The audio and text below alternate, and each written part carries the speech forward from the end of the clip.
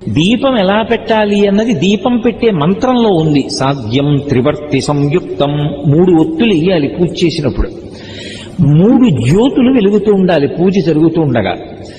ఇండ్లు వృద్ధిలోకి రావాలి అని యజమాని కోరుకుంటాడు కాబట్టి ఆ 3 జ్యోతులు తూర్పు ముఖంగా వెలుగుతూ ఉండాలి. ఇంకొక ముఖాన్ని చూడకూడదు, తూర్పు ముఖంగా వెలగాలి 3 జ్యోతులు. వెలుగుతున్నప్పుడు దీపం వెలిగించగానే అది మంగళ దీపం, అది ఈశ్వర స్వరూపం, బ్రహ్మ విష్ణు మహేశ్వర